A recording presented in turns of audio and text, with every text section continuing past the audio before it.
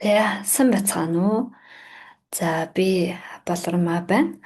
За тэгэхээр өнөөдрөөс эхлээд та бүхэнтэйгээ хамт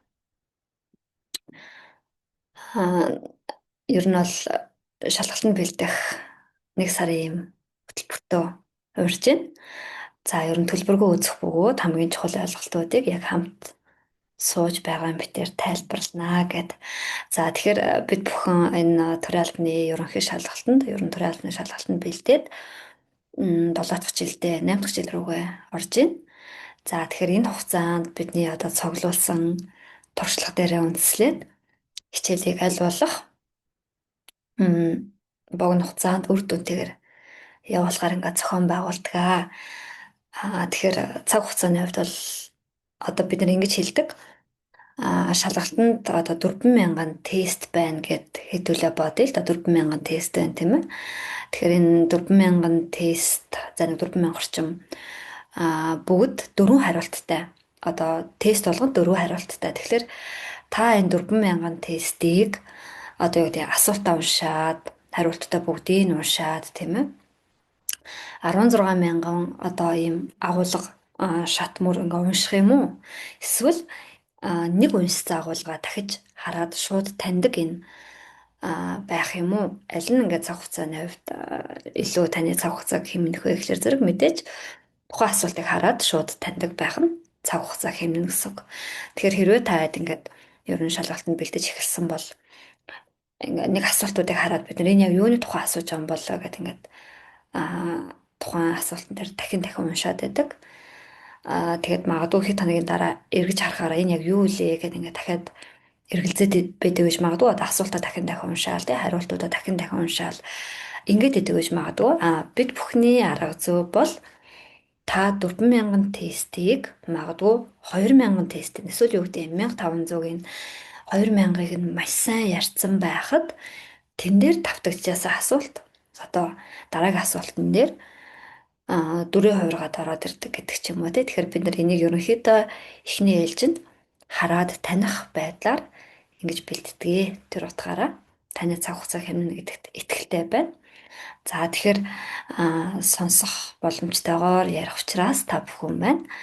Магадгүй завгүй гэж магадгүй сонсоод чивчээрээ сонсоод ч юм уу тийм ингээд ажиллах боломжтой энэ араас яг үтсэн яг сонссон агуулга дээрээ бас баттгаад бэлдэх боломжтой шүү. За ингээд ярьж эхлэе.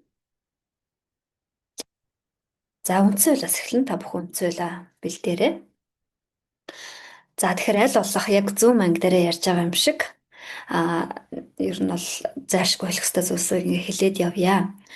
За тэгэхээр бидний одоо ер нь бол шалгалт энэ төрийн албаны зөвлөлийн цахим сайт дээр байгаа. За энэ ерөнхий шалгалт гэж байна те бид нар ийшээ орно. За ингээд ийшээ орохлоор зэрэг тухайн одоо улирлын шалгалт хизээ болох юм бэ гэдэг мэдээлэл харагдаж байна. За тухайлбал одоо 3 дугаар улирлын шалгалт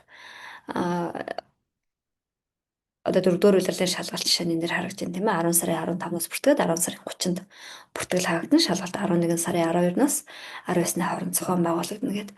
Тэгэхээр бид нар төрийн албаны зөвлөлийн энэ сайт руу ороод за бүртгэл гаргаад ирнэ гэсэн үг. За. За энэ номыг энэ сайтыг ингээд доош нь гүйлгэхлээр энд цахим ном байгаа. Тэгэхээр шалгалт бол яг энэ номон дээрх тестнээс орж ирдэг. За нэг 4,000 орчим тест байна гэд хэлчих болно.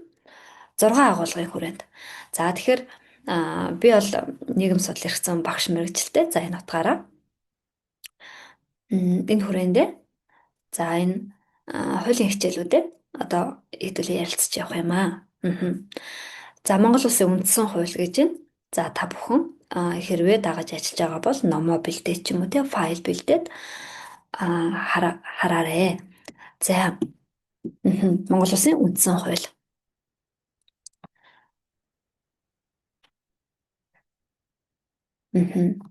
За тэгэхээр энэ бол 193 тесттэй ийм агуулга. Тэгэхээр бид нар энэ агуулгыг ер нь бол үндсэн хуулийн бүх агуулга дээр тестүүд нь байдаг гэсэн үг. За тэгэхээр Монгол Улсын үндсэн хууль за 1-р бүлэг Монгол Улсын бүрэн эрхт байдал 2 дугаар бүлэг хүний эрх хэрэгчлөө. За 3 дугаар бүлэг Монгол Улсын төрийн байгууллал.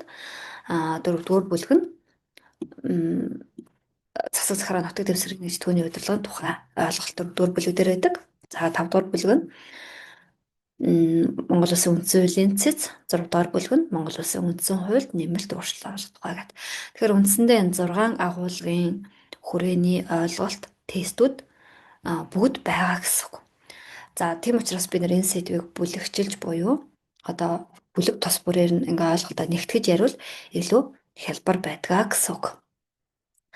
За тэгэхээр эхний бид нар Монгол Улсын бүр эрхт байдал гэдээ харагч байна тийм ээ. За тэгэхээр нэгдүгээр бүлэг дээр бид нар нэг 30 орчим тест ярьдаг. Тэгэхээр энэ дээр үндсэндээ Монгол Улсын бүр эрхт байдал буюу Монгол Улс яавал бүрэн бүтэн байх юм бэ гэдэг тухай ойлголтыг бид нэр нэгдүгээр бүлгээр ярьдаг. За та бүхэн тестээ давхар гаргачих. Хэдүүлээ тест нэрээ шууд ярилцаад явна. За тэгэхээр хэдүүлээ яг үндсэн хуулийг ярихын тулд нэг юм төрийн тухай ойлголтыг зайлшгүй ярих шаардлагатай болдог. За. За тэгэхээр үндсэн хууль гэдэг бол одоо хүмүүсийн хэлдгээр тий одоо эцэг хууль гэдэг ч юм ингээд бид нар хэлдэг. Нэгсэндөө үндсэн хууль гэдэг бол нэгсэндөө үзэл санаа. За ямар үзэл санаа юм бэ гэхээр зэрэг маш энгийнээр хэлбэл ер нь энэ Монгол Улсын нутаг дэвсгэр дээр бид нар хэрхэн яаж аж төрөх юм гэдэг энэ үзэл санаа. Энэ үзэл санаа. Яг гоо бид нар үндсэн хуулийг ярихдаа нэг талаасаа төрийн тухай ярьж эхэлнэ л дээ. Одоо төрийн тухай ярьж эхэлнэ гэсэн үг. Тэгэхээр үндсэн хууль бол үзэл санаа. За хэдүүлээ үндсэн хуулийн одоо оршил хэсэг гэж хэлдэг тийм ээ. За энэ хэсгийг харъя. Яг бол бидний тестнэр орж ирдэг учраас. За улсынхаа тусгаар тогтнол бүр эрхт байдлыг баттган бэхжүүлж хүний эрх хэрэгчлөө шударгаас үндэсний эв нэгдлийг эрхэмлэн дээдэлж төрч ёс түүх соёлынхаа уламжлалыг нандинан өвлөж за хүн төрөлхтний соёл иргэншил ололтыг хүндэтгэн үүснэ гэж байгаа.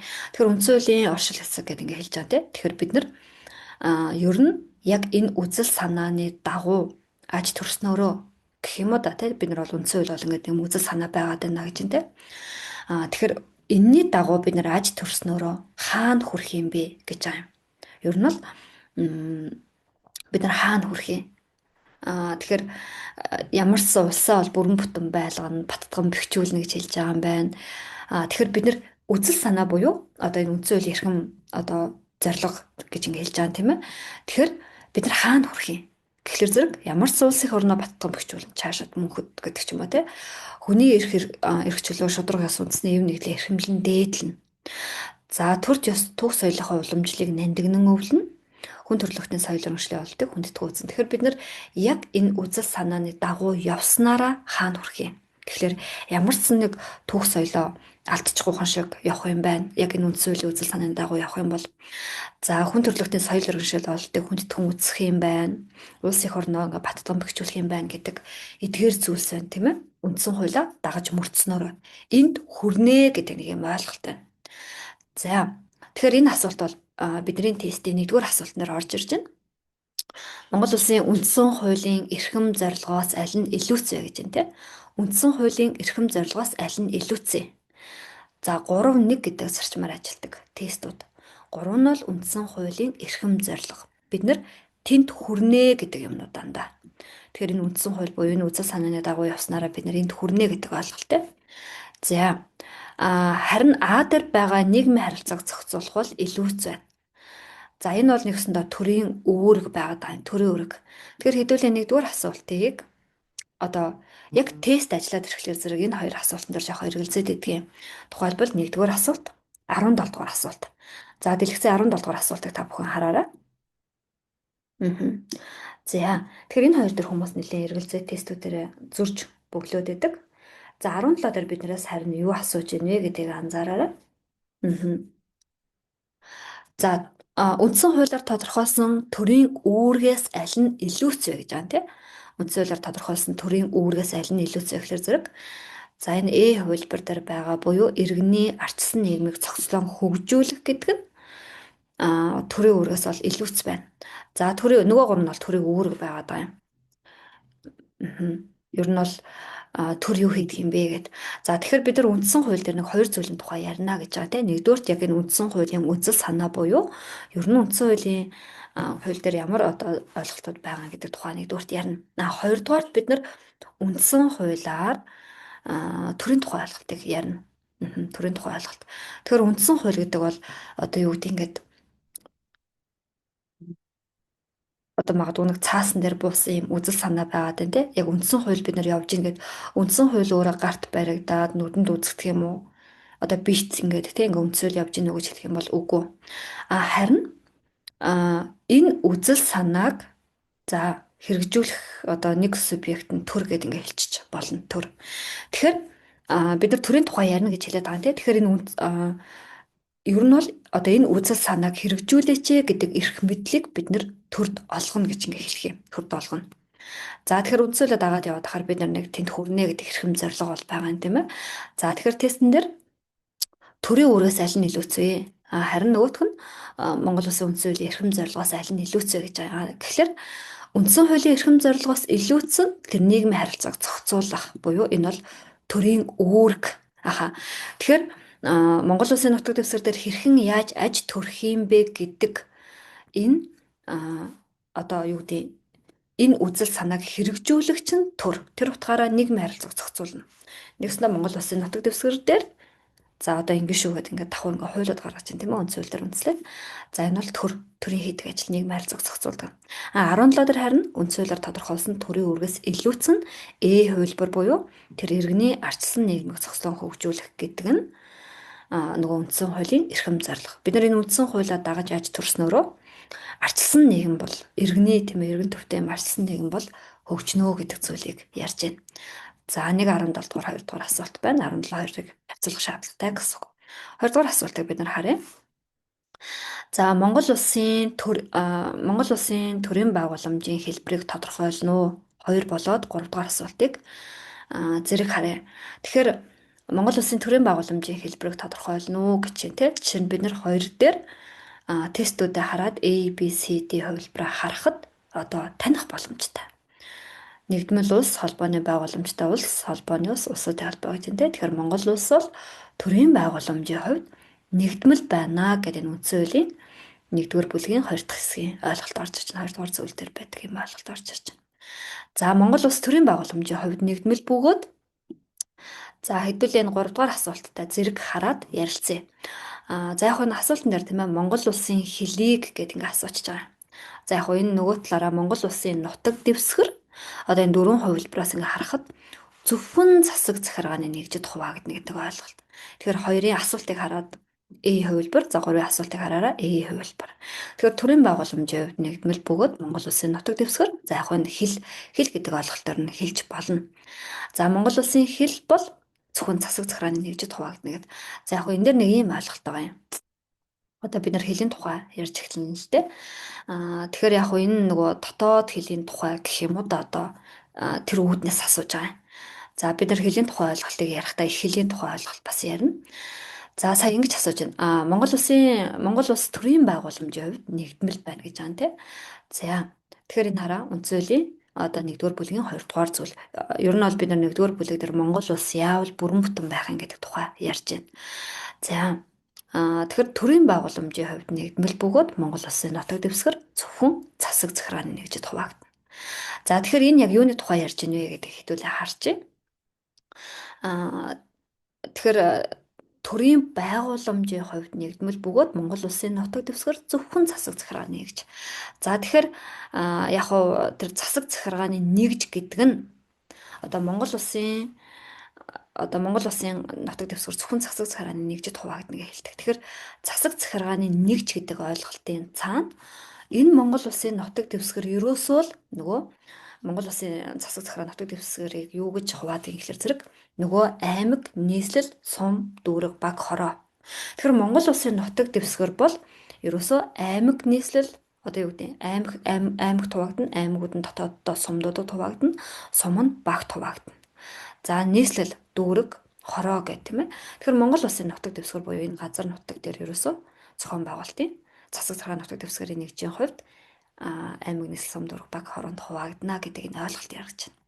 За төрийн байгууламжийн хувьд нэгдмэл байна гэж хэлчихсэн тийм ээ. Тэгэхээр нөгөө төрийн одоо юу гэдэг юм, төрийн эрх барих дээд байгууллага зөвхөн Улаанбаатар хотод байж штэ тийм ээ. Одоо улсын их хурал засгийн газар ерөнхийлөгчийн шийдвэр. Төрийн байгууламжийн хувьд нэгдмэл байна, засаг захиргааны нэгжид хуваагдана гэдэг нь одоо улсын хурлаас хууль гарчээ. Тэр хууль магадгүй энд амьдарч байгаа надад хамаарах уу? Тийм ээ. Одоо юу гэдэг нь магадгүй энд амьдарч байгаа иргэн надад хамаарах уу? Одоо юу гэдэг нь татвартай холбоотой хууль гаргаж байгаа гэдэг ч юм уу те. Тэгэхээр энэ надад ингээ хамаарах уу? Тэгэхээр зэрэг хэдий төрийн байгууламж буюу төрийн эрх барих дээд байгууллагууд нь Улаанбаатар хотод байгаа ч гэсэн Монгол Улсын нутаг дэвсгэр засаг захиргааны нэгжийн хүрээнд одоо юу гэдэг нь төрөөс явуулж байгаа бодлого шийдвэр энд байгаа надад ч гэсэн хамааралтай шүү гэдэг ойлголт. Тэгэхээр одоо юу гэдэг нь тэр хууль гарч тий магадгүй би Завхан аймгийн энэ суманд амьдарч байна.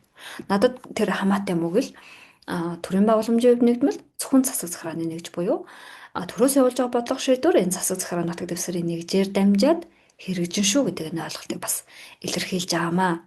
За тэгэхээр ер нь одоо бид нар цаашдаа нараа хэл гэдэг ойлголт, нутаг дэвсгэр гэдэг ойлголт. Тэгэхээр Монгол улсын хэл гэдэг чинь үндсэндээ дотоод хэл яг энэ асуултын хувьд бол үндсэндээ дотоод хэлийн тухай асууж байгаа. Дотоод хэл гэдэг нь магадгүй хинтээ аймаг, дорнод аймаг тийм ээ.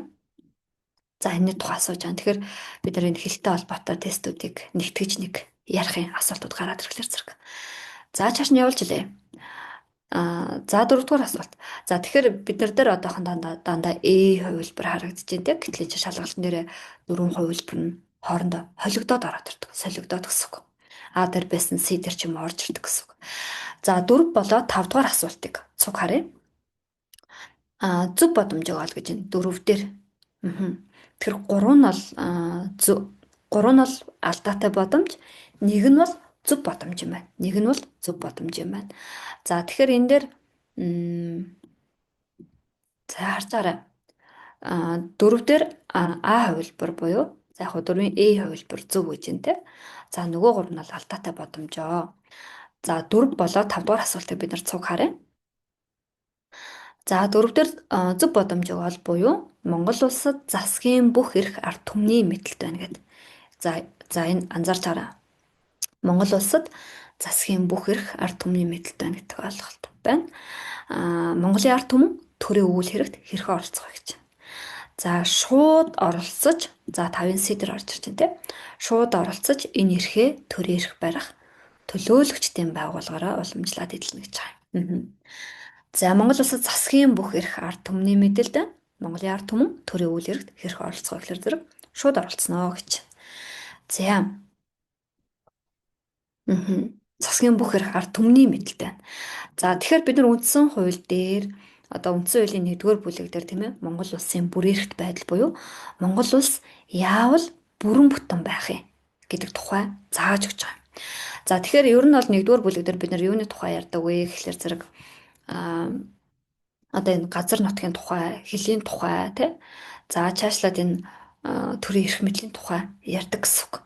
Тэгэхээр төрийн аливаа төрийн үндсэн шин чанар гэж байна. Хэрвээ биднэрт газар нутаг байхгүй бол Монгол төр гэж байх уу? Тийм ээ? Одоо газар нутаггүй бол, иргэдэггүй бол, түүх соёлгүй бол, тий өөрийн гэсэн хэл байхгүй бол ер нь Монгол төр гэж орших юм уу? Байхгүй. За тэр утгаараа 1-р бүлэг дээр бид нар газар нутгийн тухай ярих юм байна, хэлийн засгийн тухай ярих юм байна, түүх соёлын тухай ярих юм байна. За тэгээд төрийн эрх мэдлийн тухай. Нэгсэндээ одоо бид нар энэ хараа энэ тестүүдээр засгийн бүх эрх ард түмний мэдэлтэй байна гэдэг. За ер нь бид нар бүгд найрамдах засаглалыг тухай ярьж эхлэх гэж байна. Тэгэхээр үндсэн хуулийн 1-р бүлэг дээр төр одоо яг ямар хэлбэртэй байх юм бэ? Гэх юм одоо энэ төрийн эрх мэдэл өөрөө яг ямар хэлбэртэйгээр хэрэгжих юм бэ гэдэг тухайг үндсэн хуулийн 1-р бүлэг дээр зааж өгсөн. За бид нар үндсэн хуулийн яг 1-р бүлгийн 1-р зүйлийг ингээ анзаарах юм бол бүгд 8 дахь улс юм аа. Монгол улс бол тусгаар тогтносон бүр эрхтэй бүгд 8 дахь улс гэж хэлж байгаа юм. За тэгэхээр бүгд 8 дахь улс гэдэг нь нөгөө бидний мэддгээр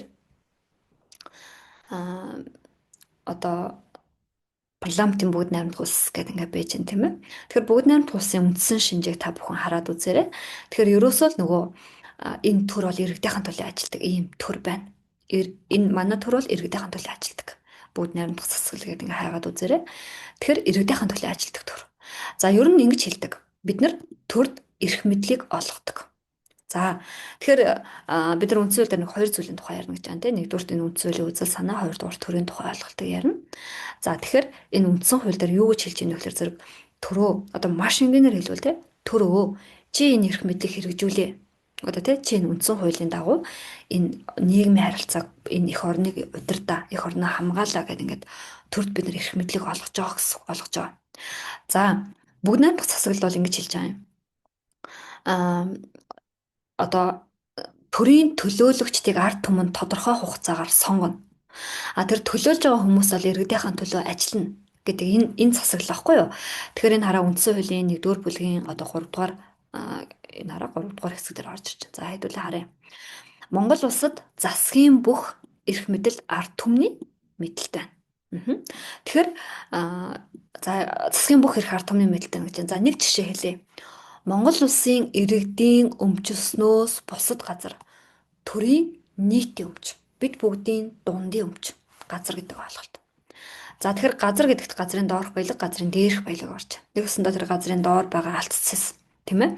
Энэ бол төрийн нийтийн өмч. Бид бүгдийн дундын зүйл байна. Харин бид нар юу гэж хэлдэг? Энэ бол бид бүгдийнх байна тийм. Гэхдээ бид нар юу гэдэг ах нөхлөр зэрэг ер нь бол засгийн бүх эрх ард түмний мэдэлт байна. Одоо энэ ер нь бол засгийн буюу за маш энгийнээр хэлбэл энэ төрд байгаа эрх мэдэл бол ард түмнийх биш шүү гэж хэлж байна. Ард түмнийх байна. Ард түмэн бид нар яах вэ? Энэ эрх мэдлээ шилжүүлдэг л гэсэн үг. Шилжүүлдэг. За яг хөө шилжүүлдэг тэр процесс нь үндсэндээ 4 жил тутамдаа тэр сонгуулиар шилжүүлээд байгаа юм. Яг хөө энэ асуулт тийм ээ. Ер нь тэр эрх мэдэлд хэнийх инглэр зэрэг ард түмнийх байна. Болбол газрын доорх баялаг, газрын дээрх баялаг. Монгол Улсын иргэдийн өмчнөөс бусад газар төрийн нийтийн өмч. Бид бүгдийн дундын юм. Ер нь бол ард түмний юм гэсэн үг. За харин Монголын ард түмэнд төрийн үйл хэрэгт хэрхэн оролцох юм? За тэр сонгуул гэдэг чинь нөгөө нэг тэр эрх мэдлийг шилжүүлж байгаа процесс шүү дээ. За энэ 5 дугаар асуулт болох дээр зэрэг ард түмэн бид нар тэгвэл энэ одоо тэр засгийн бүх эрхтэй ер нь бол энэ төргээд энэ шийдвэр гаргаж байгаа субъектуудад байгаа тэр бүх эрх уг нь бол биднийх юм байна. Бид нар тэр үйл хэрэгт хэрхэн оролцох юм гэж асууж байгаа. Монголын ард түмэнд төрийн үйл хэрэгт хэрхэн оролцох юм гэхээр зэрэг сидэр байна.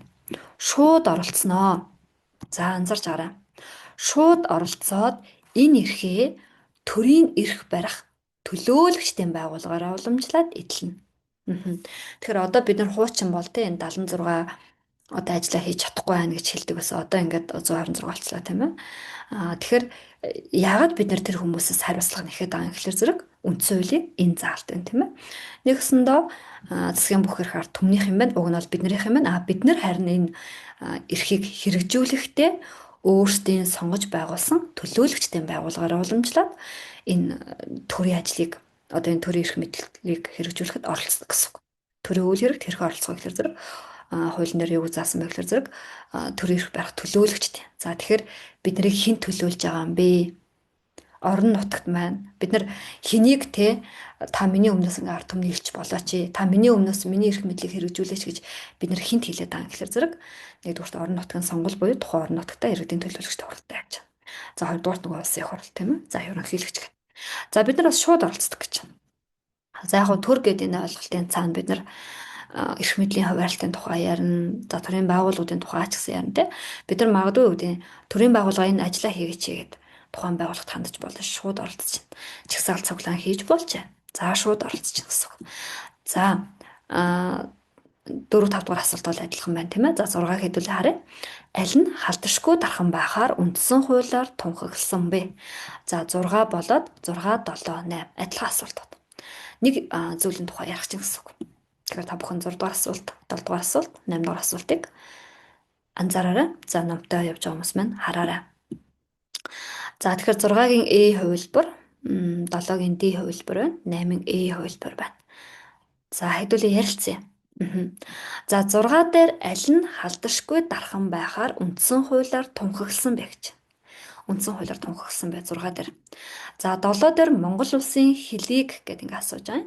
За 8 дээр нөбийн ихийг сахиулах хүчин зүтгэж байгаа Америк нэгдсэн улсын цэргийн анги Монгол улсын нутаг дэвсгэрт байрлаж үйл ажиллагаа явуулах хүсэлтэй Монгол улсын батлан хамгаалахын сайдад уламжилсан гэж байна. За 6 7 8 бол энэ хэлтэй холбоотой асуулт орж ирж байна. Хэлтэй холбоотой. За нэг гурван ийм ойлголтын тухай бид нар ярина. Хэлтэй холбогдуулаад.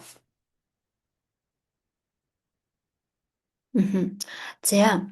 За 6 дээр аль нь халдшгүй тархан байх юм бэ гэж байгаа юм. За тэгэхээр бид нар үндсэн хуулийн 1-р бүлгээр а Монгол улсын бүрээрхт байдал буюу энэ Монгол улс яавал бүрэн бүтэн байх юм гэдэг тухай ойлголт. Яавал бүрэн бүтэн байх юм. Тэгэхээр энэ дээр бид нар нөгөө нэг аливаа төрлийн үндсэн шинж тий газар нутгийн тухай ярина гэдэг юм. Газар нутгийн тухай. Тэгвэл хинч халдшгүй байна гэдэг ойлголт бол Монгол улсын газар нутаг. За яг хөө бид нар одоо ингээд төрд эрх мэдлийг өгдөг гэдэг ингээд хэлэх гэж байгаа байхгүй юу? Бид нар ер нь үндсэн нэгдүгээр үндсэн хуулийн үзэл санааг ярина, хоёрдугаар төрийн тухай ярина те.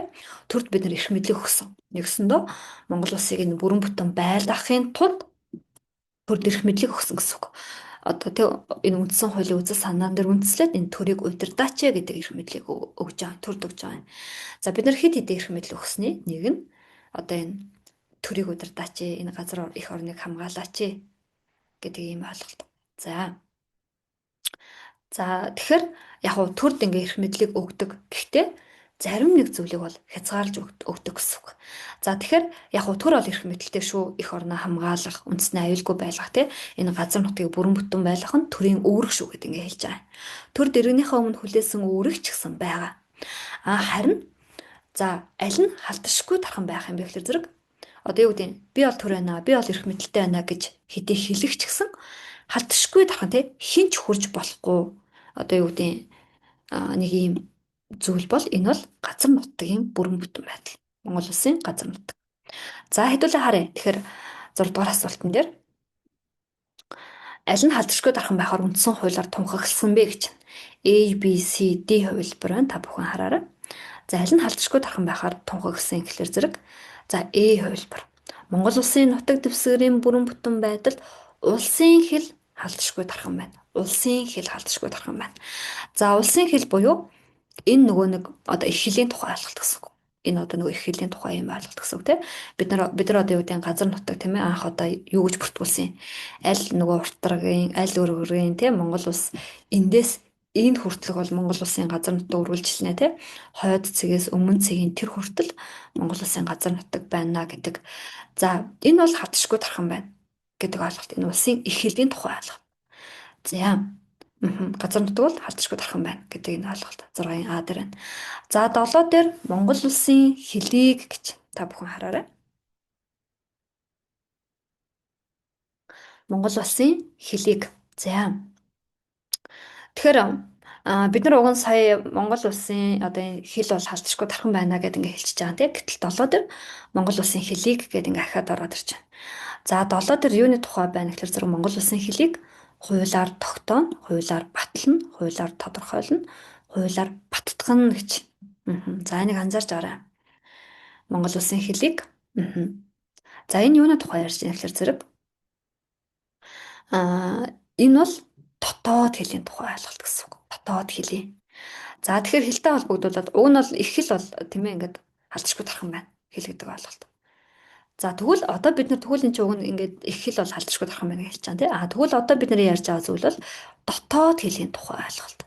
Тэгэхээр Монгол улсын хэлийг хуулиар тогтооно, батлана, тодорхойлно гэдэг ингээд байж байна тийм. За энийг анзаарч аваарай. Баттгана. За тэгэхээр Монгол улсын хэлийг хуулиар баттгана гэдгийг бид нар авдаг. Баттгана. За тогтооно, батлана, тодорхойлно гэдгээсээ ялгаа нь юу юм бэ? Тэгэхээр зэрэг одоо юу гэдэг аль 2002 оны үед тогтоочихсон штэ. 2020 оны хуулиар баталчихсан штэ. Аль өнгөрсөн зун тодорхойлчихсон штэ гэд эхний 3 бол яг нэг цаг хугацааны асуудал юм шиг байгаад байгаа юм. 2022 оны магадгүй 2 сарын тэдэнд тогтоочихсон гэд ингэж нэг хэлж байгаа юм шиг харагдаад байгаа. Харин баттгана гэдэг ойлголт бол тухайн цаг үетэй холбоотой ийм ойлголт. Тухайн цаг үетэй. Тэгэхээр нөгөө гурван туслаар зэрэг те одоо юу гэдэг юм. 5 жилийн өмнө тодорхойлчихсон шүү дээ. 2023 оны тэдэн сарын хуулиар баталчихсан шүү дээ гэд ингээд нэг юм нэг удаагийн шинж чанартай юм шиг харагдаж байгаа юм. Харин баттгана гэдэг ойлголт бол тухайн цаг үеийн нэгсэндөө одоос нэг 2-3 жилийн өмнө те 21 аймагтай байгаа нь өөрөө эдийн засагт хүндрэлтэй байна гэд нэг хэсэг яригдчихсан улсын хурал дээр 21 аймагтай байгаа нь. Тэгэхээр аймагуудын тоог цөөлөн энтер гэдэг ч юм уу те. Тэгэхээр а, энэ Монгол улсын хэлийг хуулиар баттгах гэдэг нь энэ бол дотоод хэлний тухай асуудал буюу нэгсэндээ энэ 3 аймгийг нийлүүлчихье гэдэг ч юм уу те. Магадгүй юу гэдэг энэ 3 аймгийг нийлүүлээд нэг аймаг болгочихъя гэдэг ч юм уу те. Энэ асуудлыг хуулиар баттгадаг гэж. Тухайн цаг үеийн шийдтэй. Нэгсэндээ одоо юу гэдгийг газрын доорх баялаг, газрын дээрх баялаг, хүн амын одоо суурьшлийн бүс, за нөгөө амжиргааны төвшин, зам одоо харгууг харгалзаад а Монгол улсын хэлийг хуулиар баттгадаг. За хуулиар баттгах нь гэдэг ойлголт маань тий тэр цаг үеийн шинжтэй буюу газрын доорх баялаг нь хүн амын амжиргааны төвшин нөгөө суурьшлийн бүс нь ямар байгаад байгаа гэдгээс хамаарат а одоо дотоод хэлний асуудал буюу энэ 3 аймгийг нийлүүлчихье гэдэг ийм ойлголт гэсэн. Энэ бол дотоод хэлний тухай ойлголт байна. За дараагийнх нь асуултыг харъя. Тэгэхээр баттгах гэдэг бол цаг үеийн шинжтэй байна шүү. Одоо юу гэдэг өнөөгийн нөхцөл байдал те 21 аймагтай байгаа нь өөрөө эдийн засгт хүндрэлтэй байна. 21 аймагтай байх ёстой юу гэдгийг яг тэгж баттгаж ярилцдаг гэсэн үг. За 8 дахь асуултыг харъя. За нүүбийн энхийг сахиулах хүчинд зүтгэж буй Америк нэгдсэн улсын цэргийн анги Монгол улсын нутаг дэвсгэрт байрлаж үйл ажиллагаа явуулах хүсэлтэй Палан малгайн сайдад уламжилсан.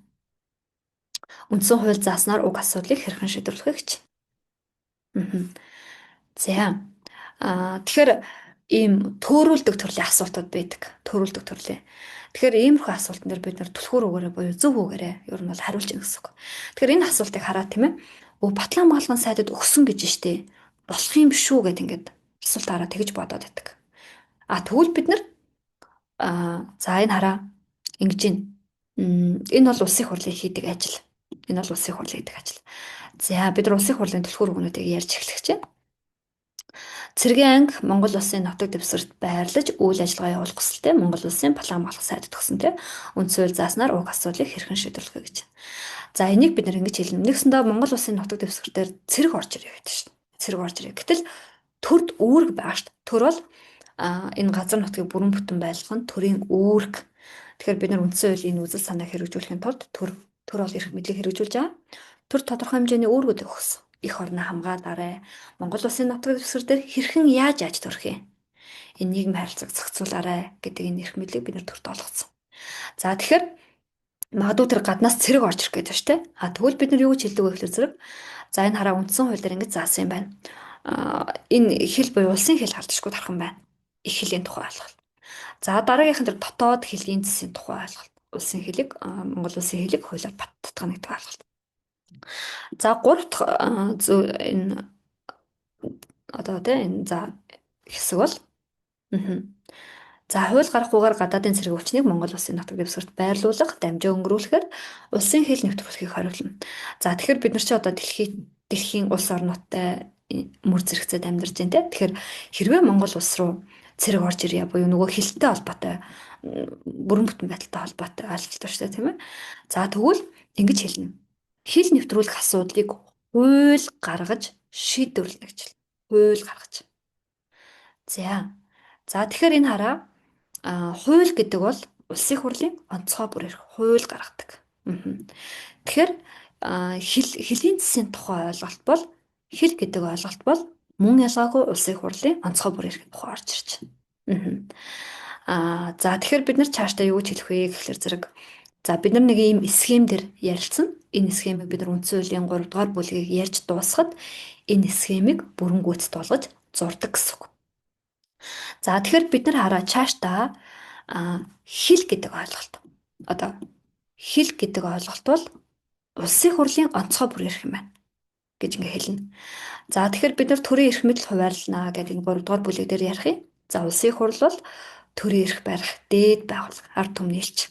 Нэгсэндээ ард түмний элч буюу нэгсэндээ улсын хурл бол бид нар нөгөө төр тийм ээ одоо эрх мэдлийг уг нь бол засгийн бүх эрх мэдэл биднэрх гэж байгаа шүү дээ ард түмнийх. Гэхдээ бид нар сонгож байгуулсан төлөөлөгчдөөрөө дамжуулна. Тэгвэл энэ эрх мэдэл одоо төрийн эрх барих Энэ эрх мэдлийн хувьд улсын хурл бол эрх мэдлийн хувьд төрийн эрх барих дээд байгууллага. Улсын хурлд бид нар маш чухал шийдвэрүүдийг гаргаач гэдэг эрх мэдлийг олгодог гэсэн үг. Яагаад гэвэл ард түмний элч учраас таныг төлөөлж байгаа элч учраас. За тэгэхээр энэ утгаараа бид нар юу гэдэг улсын хурал дээр нөгөө хөлийн тухай асуудлыг энэ газар нутаг хөлийн тухай асуудлыг та шийдээч гэгээд энэ хэл одоо тийм Монгол улсын хэлтэй холбоотой асуудлыг улсын хурлд онцгой бүр эрх болгож өгдөг байна гэсэн үг. За за тэгэхээр хэл гэдэг ойлголт бол хууль хууль гэдэг ойлголт тэ одоо хууль гаргана гэдэг ойлголт. Хэл гэдэг ойлголт бол улсын хурлын тухай ойлголт. Бид нар үүнээс хойш эдгээр асуултууд гараад ирэх юм бол таньдаг болно гэсэн үг. За за тухайлбал би бидний тестнэр нэлээхэд гарна л да багш нь ингээд хоош нь гүйлгээд за харагдаж байгаагаар нэг 2 3 тест нэр хэдүүлээ ажиллаж үзье. Тухайлбал бид нар 55-ыг хараад таних гэсэн үг чаашлаад улсын хурлын онцгой бүр ирэхэд дараах асуудлын аль нь хамаарах вэ? Бид нар тестийг мэддэг зүйл дээр ажилладаг. Нөгөө улсын хурл чинь хэл гэдэг ойлголт бол улсын хурлын онцгой бүр ирэх. Бид нар нөгөө ард түмний элчтэй те та хууль гаргаач юм Монгол улсын нутаг дэвсгэр дээр бид нар хэрхэн аж төрөх юм? Та энэ одоо те төрийн үндсэн шинж буюу энэ газар нутаг хэлийн тухай асуудлыг та шийдээч гэдэг эрх мэдлийг улсын хуралд өгдөг гэсэн. Тэгэхээр онцгой бүр ирэх нь нөгөө хэл тогтоох. Бид нар энэ горыг унших шаардлага алга. Бид нар тестэд таньж байгаа учраас. Тэгэхээр хэдүүлээ нөгөө 4,000 тестийг 4 хувилбарыг нь бүгдийг нь уншаад те одоо 16,000 20,000 асуулт хариулт унших юм уу? Эсвэл 4,000 тестийг те одоо юу гэдэг магадгүй нэг 2,000-ын ойлголтод багтааж харах юм уу гэдэг юм өөрөө чухал. За тэгэхээр улсын хурал бол нөгөө улсын хурал ард түмний элчтэй бид нар хэл гэдэг ойлголтыг өгдөг. За. За дахиад нэг асуултуудыг харъя. За энэ дээр байна. Тухайлбал 122-ыг бид нар хараад таних боломжтой. За хойштоо ер нь ингээд зөвхөн үндсэн хууль биш бодлогын баримт бичгүүд дээр засаг захиргаа нутаг дэвсгэрийн нэгж дээр нэгжийн тухай хуулийн дээр за ингээд тэр бодлогын баримт бичгүүдээр ч гэсэн энэ бэждэг нөгөө алсын хараад ирэх гэсэн үг тийм.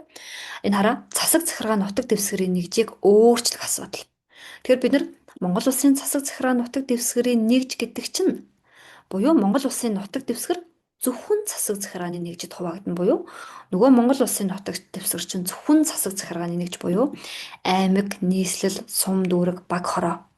Тэгэхээр Монгол улсын нутаг дэвсгэртэй өөрөө 21 аймагт аймагуд нь суманд багт хуваагдана гэж байгаа. Тэгэхээр бидний энэ асуулт одоо дэлгэцнээр харагдж байгаа энэ асуулт бол ингэж асууж шít.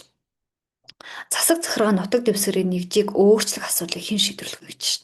Тэгэхээр засаг захиргаа нутаг дэвсгэр буюу нөгөө энэ аймагуудыг нийлүүлээд нэг аймаг болгочих. 21 аймагтай байгаа нь өөрөө эдийн засгт хүндрэлтэй байна гэж үзээ те. Энэ 3 аймагийг нийлүүлчих гэдэг ч юм уу те. Төвийн бүсийг нэг болгочих гэдэг ч юм уу те. Энийг хэн шийдвэрлэх гэж асууж байгаа байхгүй юу? Нөгөө дотоод хэлний асуудлыг. Тэгэхээр бид нар хуулиар баттгах нь буюу хууль гаргадаг нь улсын хурал.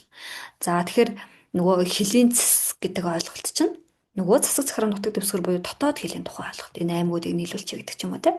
Тэгэхээр энийг хэн шийдвэрлэх юм гэхээр энэ бол улсын хурлын хийдэг ажил байна.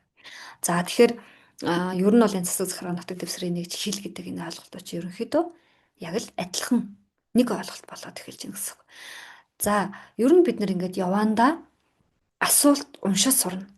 Асуултаас түлхүүрийг харж сурна гэсэн үг. Тэгэхээр энэ арга зүйгээр ингээд тестүүдийг ажиллаад байхад үндсэндээ бол нэг 2 том сэдв дээр ажиллахад сууж эхэлдэг. Ийм арга зүй. Тэгэхээр дагаад ажиллаад ингээд яваад хахаар суугаад эхэлдэг гэсэн үг. За 192-ыг тухайлбал бид нарын хараа Хинтээ аймаг нь 18 сум, 5 тосгон, 88 багтай. За ингээд нөгөө сум, тосгон, баг гэдэг ингээд засаг захиргааны нутаг дэвсгэрийн нэгжийн тухай ярьж эхэлж байна. За ингээд удирдлагын зарим чиглэлийг шилжүүлээ гэдэг чинь. Нэгсэндээ 2 сумыг нийлүүлээ гэдэг ч юм уу те. Энэ сумыг удирдах бүр эрхийг нь энэ сумд нь өгчээ гэдэг ч юм уу те. Энэ ойлголт.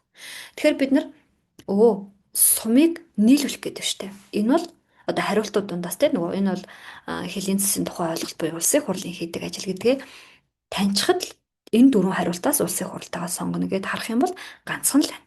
Хувилбар дээр улсын хурал шийдвэрлэдэг гэдэг ороод ирж байна. За ингээд зөвхөн үндсэн үедэр байгаа ойлголтууд энэ чаашлаад бас бид нар энэ ойлголтууд дараагийн тестэн дээр гарч ирдэг. За хэлийн цэстэй холбоотой те газар нутагтай холбоотой асуултууд. явж байна.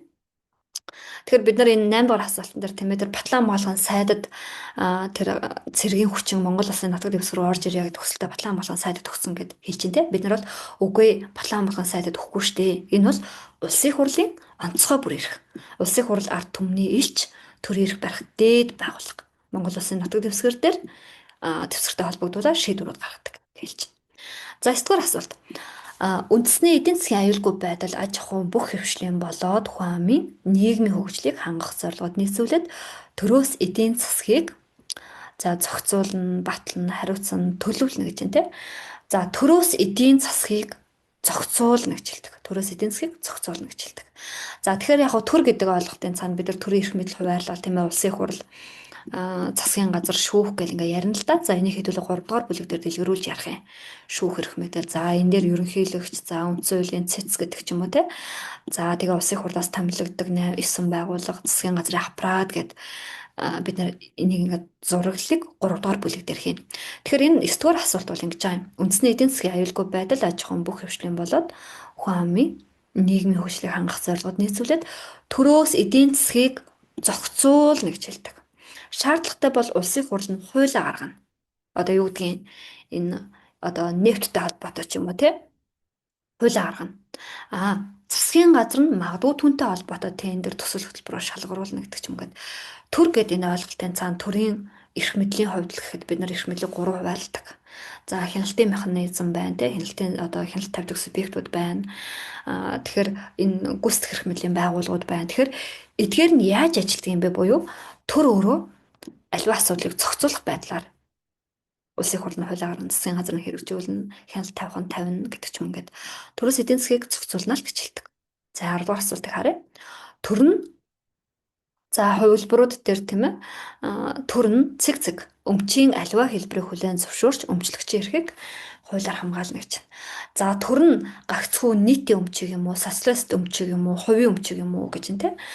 Тэгвэл манад чинь нийтийн болоод хувийн өмч байгаа шүү дээ. Тэгэхээр төр нь нийтийн болоод хувийн өмчийн аливаа хэлбэрийг хүлээн зөвшөөрөөд өмчлөгчийн эрхийг хуулиар хамгаалж өгнө. Тэгэхээр нөгөө 3 дээр нь тэр манайх ч одоо юу гэдэг нийтийн өмчтэй, социалист өмчтэй одоо зөвхөн хувийн өмч байдаг гэж хэлэхгүй шүү дээ, тэ. Одоо юу гэдэг ямар одоо нөгөө хуучин социалист үе нийгэм биш шүү дээ. Тэнд л одоо тэр хуучин үед л бол тийм ээ ганц бүгдээрээ одоо нийтийн өмчтэй, хувийн өмч гэж юусоо байхгүй. Энэ бол бүгд нийтийн өмч, бүгд социалист өмч гэдэг ч юм ингэж хэлдэг байсан тийм ээ. Одоо бол нийтийн болоод хувийн өмч аль аль нь байна. 11 дугаар асуултыг харъя. За үндсэн хуулиар тодорхойлсноор хэн нь газар өмчлөх эрх бүхий итгээд вэ? За 11, 12, 13, 14. За 13 хүртэл газартай холбоотой ойлголт орж ирж байна. Газартай холбоотой. За түрүүн бид нар хилтэй холбоотой ойлголтуудыг ярьсан бол одоо газартай холбоотой ойлголт орж ирж байна. 11, 12, 13. За асуултаа хараад хариултуудаа хараарай. Номтой хүмүүс нь. За 11 дугаар асуулт. Үндсэн хуулиар тодорхойлсноор хэн нь газар өмчлөх эрх бүхий итгээд вэ гэж 11 дээр. За бид нар газрыг өмчлөдөг нь Монгол улсын иргэн гэж хувилбар дээр байна тийм ээ. За Б дээр байгаа тэр Монгол улсын хууль ёсоор оршин суугаа хүн бүр Монгол улсын нийт өрх Монгол улсад оршин суугаа хүн бүр гэдгээс ялгаатай нь юу юм бэ? Монгол улсын иргэн гэж шүү дээ. Хэн нь газар өмчлөх юм гэж шүү дээ. За бид нар энэ дээр Монгол улсын иргэнийг авч ийн тийм ээ. За тэгэхээр газар нутаг гэдэг бол аливаа төрийн үндсэн шинж. Нөгөө бид нар үндсэлийн 1-р бүлгээ ярьсаар л байна. Монгол улс яавал бүрэн бүтэн байх юм. За газрыг өмчлөдөг нь зөвхөн Монгол улсын иргэн өмчлөнө. Хэрвээ юу гэдэг хууль ёсоор оршин суугаа хүн бүр өмчлөнө гэж хэлчихвэл яах вэ? Би танай улсад 3 сарын аяллаа визээр явж байгаамаа. Би өмчлөё гэж хэлэх юм шиг харагдаад байна шүү дээ. Гэтэл газар нутаг гэдэг бол төрийн үндсэн шинж. Газаргүй болчих юм бол бид нэр төр гэж байхгүй. Тэр утгаараа зөвхөн Монгол улсын иргэд өмчлөж байна. Тэгэхээр 11A дээр иргэн Монгол улсын иргэн гэж байна. Тэр хууль ёсоор оршин суугаа хүн бүр тэ Б хариултан дээр байгаа. D дээр байгаа Монгол улсад оршин суугаа хүн бүр гэж байна тэ. Гэт хэрвээ энэ одоо Б, D хариултуудыг авчих юм бол би танай улсад 1 жилийн хугацаанд ажиллах гэж ирсэн юм аа. Би газар өмчлөе гэж хэлэх гээд шүү дээ.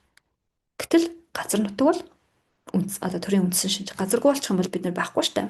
Тэгэхээр зөвхөн Монгол улсын иргэд бол газар өмчлөдгөө гэдэг юм ойлголттой тийм ээ. За 12-ыг харъя. Иргэн Б нь хан уул дүгүрэгт 0.7 га газар өмчилдөг. Тэрээр өөрийн өмчлөлийн газрыг хэвлийг нь хамтд нь өмчлөх эрхтэй эсэхийг тодорхойлно уу гэж. За иргэн Б 0.7 га газар өмчлөдгөө. Өөрийн өмчлөлийн газрыг хэвлийг нь хамтд нь өмчлөх эрх байгаа юу гэж нь те. За тэгэхээр хэвлий гэдэг ойлголт бол газрын хөрснөөс доош орон зай гэж хэлж болох юм байна. Хэвлий гэдэг нь. За тэгэхээр а, одоо ингэж аа хэвлээ гэдэг чинь газрын хөрснөөс доош орон зай тий. Тэгэхээр тэр газар дор алт байна гэж бодъё л да. Алтны уурхай ч юм одоо юу ч гэдэг тий. Магадгүй юу одоо юу ч гэдэг тий. А за зэс ч юм уу тий ингэж байна. Тэгэхээр газрын хэвлийг бол өмчлөх эрхгүй юм байна. 12-ын Д хувилбар. Газрын хэвлийг бол өмчлөхгүй. Тэгэхээр одоо бид нар ингэж хэлж байгаа та Монгол улсын иргэдийн өмчснөөс бусад газар. Газар гэдэг ойлголтод газрын доорх баялаг, газрын дээрх баялаг орж ирж байгаа. Тэгэхээр Монгол улсын иргэдийн өмчснөөс бусад газар төрийн нийтийн өмч. Иргэн би 0.7 га өмчлөх гэхээр тэр хөрсөн дээрх тэр хэсгийг би бол өмчлөх юм байна. А тэрнээс ч газрын доорх тийм ээ газар доороос алт гараад ирсэн чинь өө энэ миний хат гэж хэлэхгүй байна шүү дээ. Энэ бол төрийн нийтийн өмч. Бид бүгдийн дундын юм байна. Тэгэхээр тэр хэвлийг нь хамтд нь өмчлөх юм уу гэхээр зэрэг өмчлөхгүй. Тэр газрын доорх орчин бол бид бүгдийн дундын зүйл шүү. Төрийн нийтийн өмч шүү гэж ингэж хэлэх юм байна. За өмчлөхгүй гэж хэлж шүү нэг анзаараар 13-ыг харъя. За 13-ыг бид нар асуултан дээрээс түлхүүр үг харж сурна. 13 дахь асуултыг. За 13 дээр ингэж байна. Монгол улсад цагаачилж байгаа хятад ард улсын иргэн Ц нь Монгол улсын иргэн Т-гээс түүний өмчлөлийн газрыг худалдан аваад өмчлөхийг хүссэн. За асуултан дээр ингэж хэлж байна. Хятад ард улсын иргэн нь Монгол улсын иргэнээс газрыг нь аваад өмчлөе гэж хэлж шүү дээ. Тэгэхээр бид нар юу гэж хэлж байгаа вэ? Зөвхөн Монгол улсын иргэн л газар өмчлөнө гэж шүү дээ. Зөвхөн Монгол улсын иргэн өмчлөнө. Тэгвэл энэ хятад ард улсын иргэн те тэр иргэн тэгээс өмчлийн газрыг нь худалдаж аваад өмчлөе гэдэг шүү дээ. Тэгэхээр бид нар үгүй болохгүй. Зөвхөн Монгол улсын иргэд өмчлөдөг гэдэг байр сууриас хариулна. За тэгэхээр ди дээр байна. Иргэд хувийн өмчийн газрыг худалдах, арилж авах, бэлэглэх, барьцаалах зэргээр гадаад иргэн хариалгүй хүний өмчлөлд шилжүүлэхийг харуулна. Д хувилбар дээр байна. Тэгэхээр нөгөө 3-1 болох ч байгаа юм шиг хэлээд байна. Олон улсын гэрээний даваа магадгүй олон улсын гэрээнд заачих юм бол болох ч байгаа юм шиг хэлээд байна. За С дээр те иргэд хувийн өмчийн газрыг төрийн эрх бүхий байгууллагын зөвшөөрлөлтөөр гадаадын иргэнд өмчлөлд шилжүүлнэ. Нэг болох ч байгаа юм шиг хэлээд байна. Бид нар үгүй болохгүй гэдэг байр сууриас зөвхөн Монгол улсын иргэн өмчилж байгаа гэдэг байр сууриас хариулна гэсэн үг. Анзаараарай. Д хувилбарыг авч байна. За А шиг юм хувилбарыг бид нар хууль дээр юусаа авдаггүй. Одоо энэ А дээр байгаа энэ ойлголтыг тийм ээ. Одоо юу гэдгийг хуулиар тодорхойлж өгөөгүй, хуульд заагаагүй гэдэг ч юм уу тийм энэ ойлголтыг хэлээгүй. Одоо юу гэдэг чинь нэг иймэрхүү тестүүд, хариултууд нэлээд орж ирдэг л дээ. Гэтэл бид нар хуулийн тест ажиллаж байна. Хуулийн дээр байгаа хуулийн хэллэгтэй ийм тест ажиллаж байгаа гэсэн үг. За 14-ийг хэдүүлээ харъя. За Монголын ард түмний түүх, соёлын дурсгалт зүйл шинжлэх ухаан оюуны өвн. За төрийн хамгаалтанд байна гэж байгаа. Төрийн хамгаалтанд. За Монголын ард түмний түүх, соёлын дурсгалт зүйл шинжлэх ухаан оюуны өвн төрийн хамгаалтанд байна. За төрийн хамгаалтанд байгаа ямар жишээ байна? Монголын ард түмний түүх төрийн хамгаалтанд байдаг гэж шүү дээ. Тэгэхээр төр хамгаалаад байж байгаа нь юу вэ? Соёлын дурсгал зүйл. За нөгөө музей биш тухайлбал музей.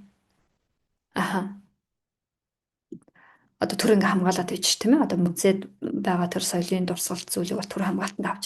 Магадгүй орон нутагт одоо байгаль орчны хамгаалагч тийм байгаль орчин ч юм ингээд хамгаалаад байж байгаа зүйлийг энэ дээр бол асууж байна.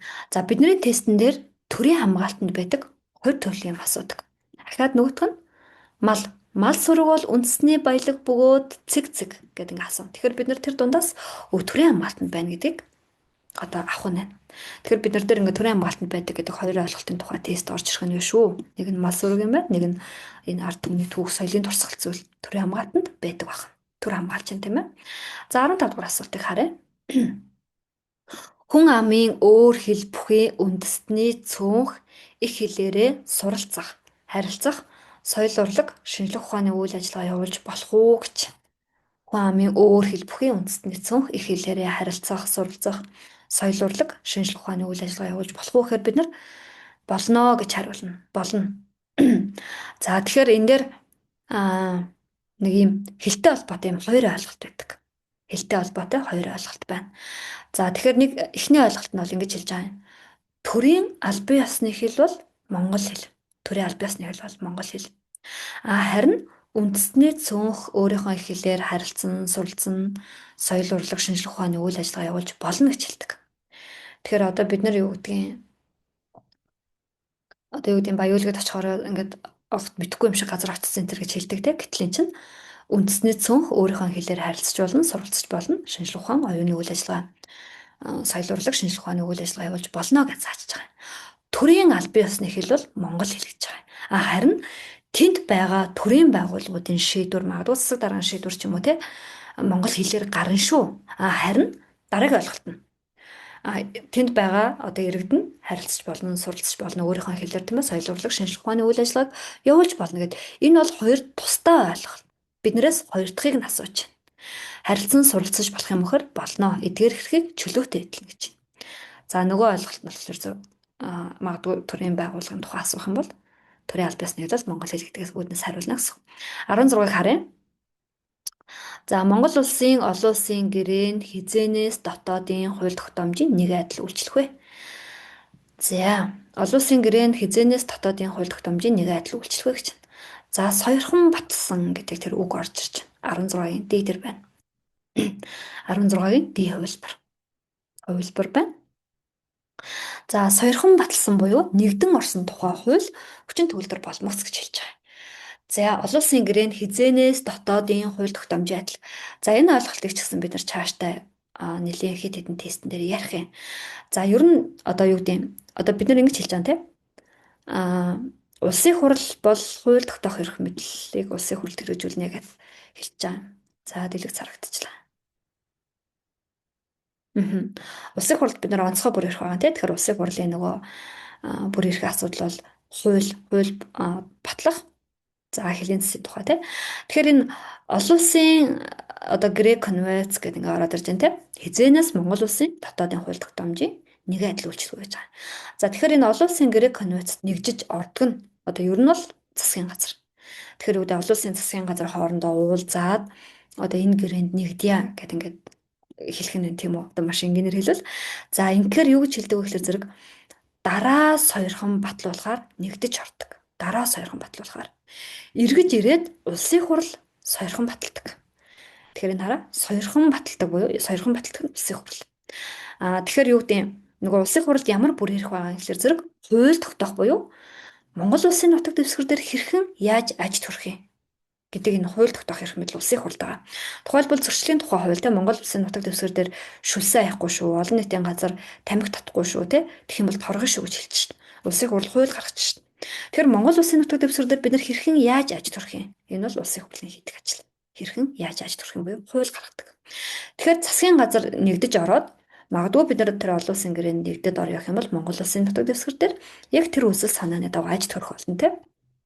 За тэгэхээр утгаараа дараа сойрхон батлуулахаар ордог бахан тэгвэл хизээнээс хууль тогтоомжийн нэгэн адил үйлчлэх юм гэхлээр зэрэг улсын хурал нь сойрхон баталчих юм бол дотоодын хууль тогтоомжийн нэгэн адил үйлчлдэг байна. За 17 бид нар эхний нэгдүгээр асуултад цуг харсан. Үндсэн хуулиар тодорхойлсон төрийн үүргээс аль нь илүүцвэ?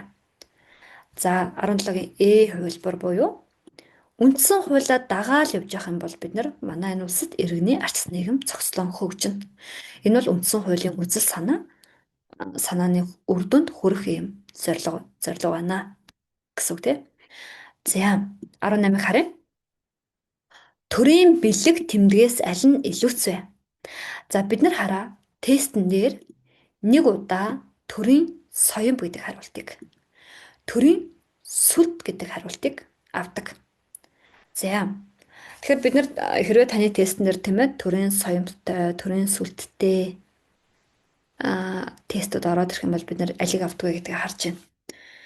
За нэг удаа соёмбыг авдаг, нэг удаа бол төрийн сүлд гэдгийг авдаг юм байна. За соёмб одоо ингээд тест ажиллахдаа эргэлзээд байдаг учраас ингээд эргэлздэг тестүүдийг багш нэг айл болох харьцуулаад хэлээд явнаа. Илүүцвэ гэж асууж байгаа үед төрийн бэлэг тэмдгээс аль нь илүүцвэ гэж байгаа үед бид нар төрийн соёмб бол илүүц гэдгийг аавна. Тэгэхээр төрийн соёмб өөрөө ганцаараа төрийн бэлэг тэмдгийг бүрдүүлж одоо ганцаараа бол төрийн бэлэг тэмдэг болж чаддгүй гэсэн үг. Энэ хараа. Тэгэхээр төрийн туг, төрийн сүлд, далбаа бол төрийн бэлэг тэмдэг. Соёмб бол эдгээрийг бүрдүүлэхэд оролцдог гэсэн үг. Дотор нь оролцдог. А соёмб ганцаараа бэлэг тэмдэг бол болж чадахгүй байна. За тухайлбал хэдүүлээ төрийн тугийг харъя. За төрийн далбаг харъя. Тэгэхээр соён бол ганцаараа бол бэлэг тэмдэг биш байх нь бэлэг тэмдгийн бүрдэлтэнд оролцдог гэсэн үг нь хараа төрийн соён байж. За тугийг харъя. За төрийн сүлтийг энэ хараа сүлд гараад ирж. Тэгэхээр төрийн сүлдэн дээр энэ соён бүрөө одоо дунд нь тий ерөнхийдөө бол энэ төрийн бэлэг тэмдгийн бүрдэлтэнд л ордог гэсэн үг. За ганцаараа бол төрийн бэлэг тэмдэг бол болдоггүй ах нэ төрийн соён. За нэг удаа аль нь илүүцвэ? Илүүцвэ гэж асуух юм бол төрийн соён ба авах нь нөгөө асуулт нь энэ асуултуудыг ингээд хүмүүс холиод идэг учраас анзаараарай. Төрийн тамга дөрвөлжин хэлбэртэй бөгөөд түүний голд төрийн сүлд. Тэгэхээр тамганы тухай ярьж байгаа юм бол голд нь сүлд байдаг байна. Тийм ээ? За төрийн тамга бол ганцхан ширхэг байдаг. Монгол Улсын ерөнхийлөгч төрийн тамгыг хэн барих вэ гэж 22 дугаар асуулт дээр. Монгол Улсын ерөнхийлөгч. Тэгэхээр төрийн тамга бол ганцхан байдаг тийм. Тэгэхээр энэ ерөнхийлөгч бол ганцлан. Тэгэхээр ерөнхийлөгчтэй байдаг юм байна. Ерөнхийлөгч зарлиг гаргадаг. Монгол Улсад ганцхан зарлагыг ерөнхийлөгч л гаргадаг. Тэгэхээр тэрэн дээр энэ тамгыг дарддаг юм шиг харагдаж байна тийм ээ. За хэдүүлээ 19 дугаар асуултыг 19 дугаар асуултыг үлдээсэн байна. Харъя. Төрийн бэлэг тэмдгээс аль нь илүүцвэ гэж. Төрийн бэлэг тэмдгээс. За 18-ыг бид нар ярьсан юм байна. 19-ыг харъя. Төрийн далбааны өргөн урт нь гэж. Эхлээд өргөнийг асууж байна. Дараад нь уртыг асууж байна. Төрийн далбааны өргөн урт нь. За бид нар өргөн нь нэгийг харьцах нь 2-ын хэмжээтэй байдаг гинэ. Төрийн далбааны өргөн. За тэгэхээр ингээд хэдийн ингээд 3 өнгөтэй харагдаад байдаг тийм ээ.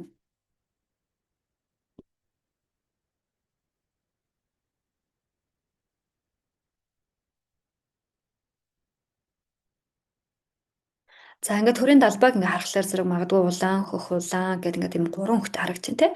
Гэтэл магадгүй юу гэдэг нь 3-ыг харьцах нэг ч юм уу гэж бодож ээж магадгүй. Тэгэхээр энэ бол нэгийг харьцах нь 2.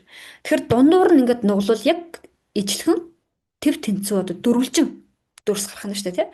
Тэгэхээр өргөн нь нэгийг харьцах нь 2-ын хэмжээтэй. Дундуур нь нуглал яг дөрвөлжин дүрс гарах юм шиг байна тийм. Тэр утгаараа за нэгийг харьцах нь 2 гэж хэлж байгаа юм шиг нэг анзаараарай. Төрийн далбааны эхлээ өргөн дараад нь уртыг асууж. За 20-ыг харъя.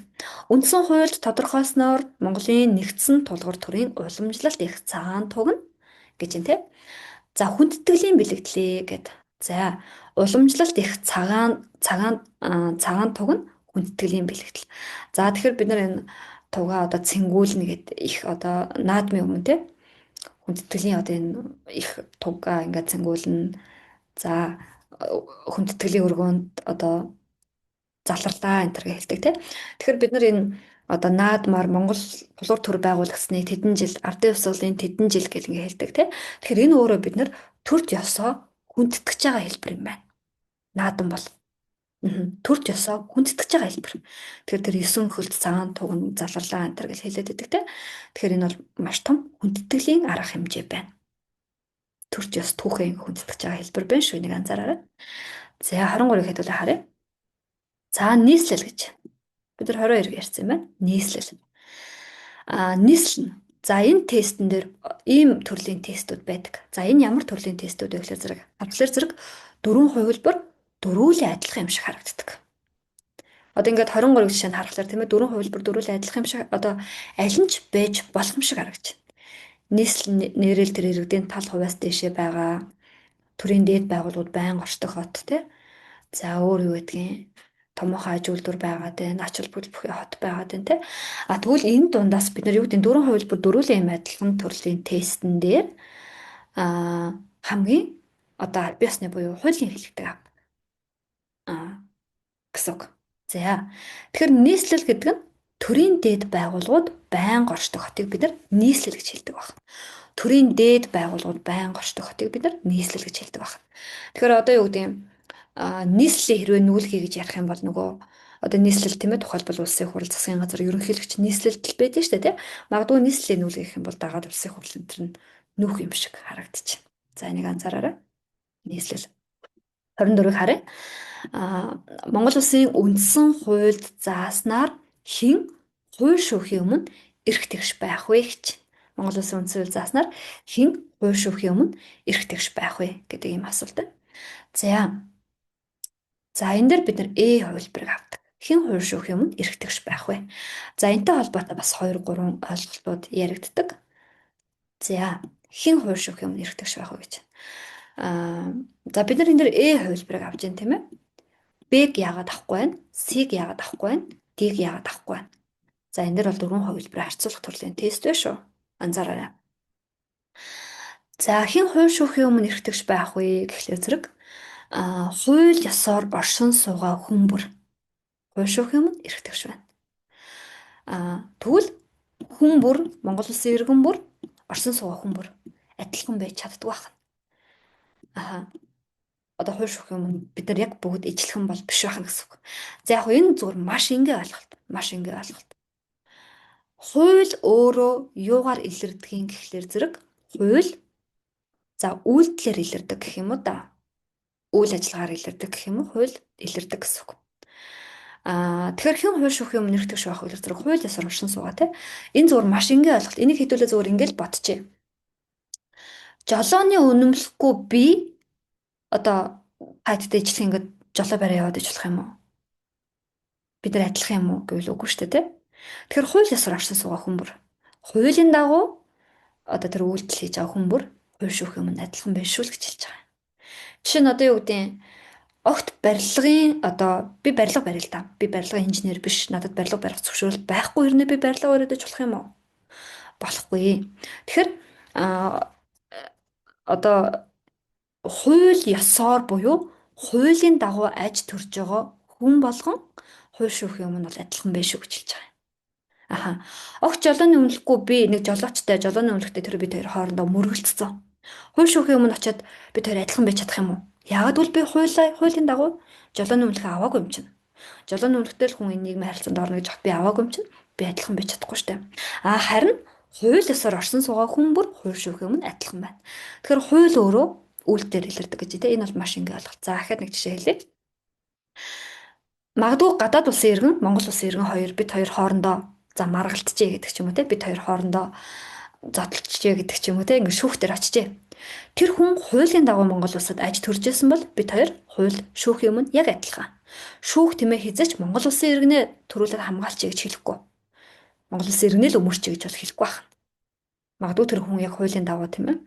Нөгөө хуулийн хүрээнд магадгүй 3 сарын визтэй ч юм аялж байгаа бол ажил хийх хэрэгтэй те ажиллаж байгаа бол гэдэг ч юм ингээд бид хоёр очих юм бол яг адилхан гэсэн үг. За тэгэхээр энэ А дээр байгаа ойлголт B, C, D-гээс ялгаа нь юу вэ? Чинь хүн бүр адилхан байдаг байна. Одоо юу гэдэг юм? Хэрвээ юу гэдэг оршин суугаа хүн бүр адилхан, иргэн бүр адилхан гэд хэлчих юм бол эн чинь хууль гараад ах хэрэг алга шүү дээ. Та нар бүгд адилхан. Та чинь бүгд л хүн юм чинь эмчилчихэж дээ хүн эмчилчих. Бүгд хүн юм чинь бид нар би ч гэсэн хүн юм чинь адилхан шүү дээ. Би ингээд дуртай газараа барилга бариад би барилга сарчил да гэдэг ч юм уу те. Бүх хүн адилхан гэвэл надад жолооны үнэлэх шаардлага алга шүү дээ. Би чи хүн юм чинь жолоо орчээ гэж хэлэх юм шиг харагдаж байгаа байхгүй юу? Тэгэхээр тэр хууль ёсоор буюу хуулийн хүрээнд гэдэг юм ойлголт орчиж байна. Хүн болгон адилхан байж чаддгүй. Тийм ээ? За тухайлбал одоо юу гэдэг нь сонгуул өгтөрч төр тийм. За энийг анзаараарай. Тэгэхээр за яг энэ тестийг хүмүүс ихвчлэн бас ингэж хараад байдаг. Хууль гэж үг байгаа учраас хариултнаас нь хууль гэдэг үгтэйг авчиг гэж хэлж байгаа. Гэтэл яг энэ ойлголт өөрөө бидэд бас их чухал байна л да. Бид нар цаашлаад энэ ойлголтуудыг дэлгэрүүлж ярьдаг. За 25-ыг хэдүүлээ харъя. Аль нь үндсэн хуульд хамаарах зөв бодомж вэ гэж. Аль нь зөв бодомж вэ? За хүн бүр эрх зүйн этгээд байна, хүн бүр харьяат байна, хүн бүр бие хүн байна, хүн бүр хуулийн этгээд байна гэж. За бид нар үндсэн хууль дээр одоо ингэж асууж байгаа. Аль нь үндсэн хууль дээр байдаг ойлголт юм бэ л гэж асууж байгаа байхгүй юу? За бусд нь бол ингээд юм социологийн нэр томьёо энэ төр байна л да. Яг үндсэн хуулийн дээр эрх зүйн чадамжийн тухай ярьдаг. Үндсэн хуульд хамаарах зөв бодомж буюу хүн бүр эрх зүйн этгээд байна гэж байгаа. Хүн бүр эрх зүйн этгээд байна. Тэгэхээр үндсэн хууль дээр бид нэр эрх зүйн чадамжийг үндсэн хууль дээр зааж өгдөг гэсэн үг. За. За энэ дэр хэдүүлээ нэг хэдэн он сар бичээд авчи. Бид нар ер нь тухайн агуулгын ажиллагаатаа нэг хэд хэдэн аргаар ажилладаг. Хууль бол бидний хувьд сонсох хичээл гэж явдаг. Ерөнхийдөө сонсоод ойлгоцсон байхад аа ер нь ингээд тогтцдог төрлийн тест. Одоо манай сургалтын хувьд бид нар ингээд сэдвүүдэд дотор нь 2 ангилжтай. Сонсох хичээлүүд. За нэг ч алдахгүй болох юм хичээлүүд гэд ингээд ангилждаг гэсэн үг. Тэгэхээр нэг ч алдахгүй гэдэг зүйл нь өөрөө зайлшгүй аль биесны тогтоох, чэйжлэх зүйлсийг бол тийм ээ. Одоо стандартны зүйлсийг бол бид нар өсөөсөө чэйжлэх шаардлагатай болдог. Тухайлбал түүхтэр он тооллоо чэйждэг. Тэгэхээр ерөнхийдөө ингээд сэдвүүдэд дотор нь агуулга харж байгаа. За энэ бол сонсох, энэ бол тогтоох шүү гэд ингээд ялждаг. Оноо яаж цуглах вэ гэдэг тухай ярьдаг. За тэгэхээр за миний энэ бичих байгаа ойлголт бол яг бидний тестэн дээр ер нь яг энэ номон дээр байгаа яг шалгалтын дээр орж ирэх тестийн хүрээнд л багш нь биччихэ. За тэгэхээр тест хүрээнд бичиж байгааг бас сайн анзаарах шүү. Тэгэхээр 18 нас. Тэгэхээр үндсэн хууль дээр бид нэр эрх зүйн чадамжийн тухай үндсэн хууль дээр хамаарах зөв боломж буюу үндсэн хууль дээр бид нар дээр эрх зүйн чадамжийг үндсэн хуулиар зааж өгдөг гэсэн үг тийм. Тэгэхээр үндсэн хууль дээр юу гэж хэлж байгаа гэхээр та 18 нас хүрэх юм бол сонголт хийгээрэй. Одоо сонгох эрх. Та тэгэхээр бид нар чинь ер нь бол ингэж хэлж байгаа тийм засгийн бүх эрх бол бидний та бүхнийх шүү. Одоо энэ төрөөс гаргаж байгаа тийм ээ төрд байгаа энэ бүх эрх бол ард түмнийх шүү гэдгийг үндсэлээр заагаад өгч байгаа юм. Тэгэхээр 18 наснд хүрсэн хүн бол өөрийнхөө төлөөлөгчийг тэр зөв мэрэгэн ухаанаар одоо сонгох эрх зүйн чадамжтай болчдөг шүү гэж. Тэгэхээр 18 наснд хүрсэн л та сонголт хийх ийм эрх зүйн чадамжтай хүн байна гэж. Тэгэхээр бидний тестнэр энийг бол асууна 18 насыг асууна. 18 наснаар 2 төрлийн тест асуудаг. За төрийн албаны тухай хуулийн дээр хөдөлмөрлөх эрх гэж асуудаг. Хэдэн нас хүрээд хөдөлмөрлөх вэ гэж асуудаг. За төрийн албаны тухай хуулийн тестүүдээр бас 18 настай холбоотой тест орж ирдэг байна.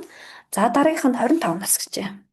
Тэгэхээр яг энэ болгон тестнэр орж ин тэ. За 25 насн дээр улсын их хурлын гишүүнээр сонгогдох за гишүүн болох гэд би хэлчихэ та бүхэн яг тестэн дээр орж ирэхээр за яг ерөнхийдөө ойлголт өрөнд бичиж авчих болох хаа сонгогдох яг улсын их хурлын гишүүн болохгүй юу сонгогдох гэж бичиж сонгогдох та 25 нас хүрсэн бол улсын их хурлын гишүүнээр сонгогдох чадамж бол танд байна шүү гэж хэлж байна.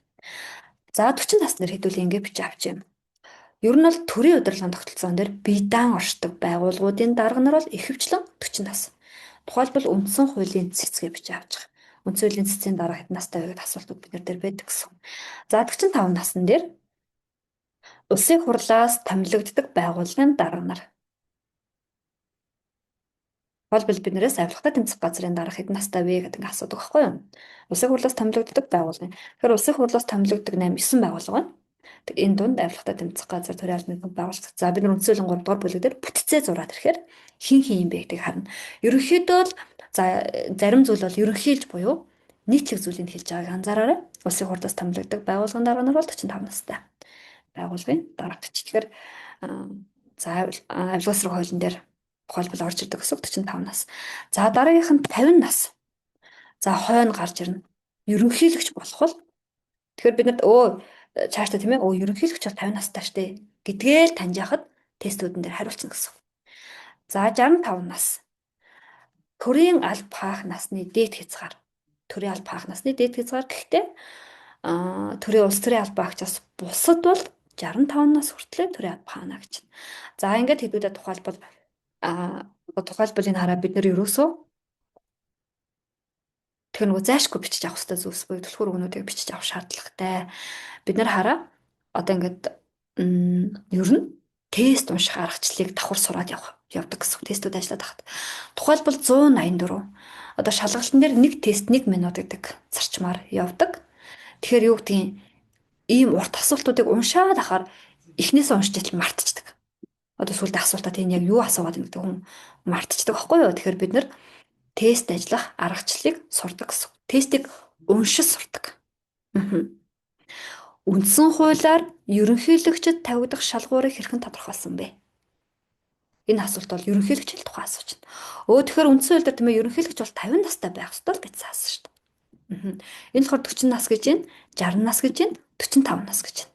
Бид нар бусдыг нь мэдэхгүй байж болно. Энэ асуултыг хараад бид нар ойлгохгүй байж болно. Гэхдээ ерөнхийлөгч хэдэн настай байх ёстой юм бэ гэдгээ л мэдчих яхад Ерөнхийлөгч бол 50 настай хүн байдаг юм а гэж хариулчих. За энэ асуултыг яг нэг удаадаа бол дэлгэрүүлээд асуучих болно. Энэ дээр яг ингэж байгаа ерөнхийлөгчийн сонгуул болох гээд тэр ерөнхийлөгчийн тэргүүн зөвлөх нь одоо ингээ ажлаа хүлээлгэж өгч байгаа. Тэр нөгөө сонгуул нэр дэвшгийн тулд ажлаа хүлээлгэж өгдөө шүү дээ, тийм өгсөн. Гэтэл сонгуулийн ерөнхий хорооноос та шаардлага хангаагүй байна гэж хэлж байгаа байхгүй юу? Сонгуулийн ерөнхий хороонд тэ нэр дэвшигчээр бүртгүүлэхэд ерөнхийлөгчд нэр дэвшигчийн насны доод хязгаарт хүрэхгүй байна гэд бүртгээгүй, материал нь бүртгэж аваагүй сонгуулийн ерөнхий хорооноос.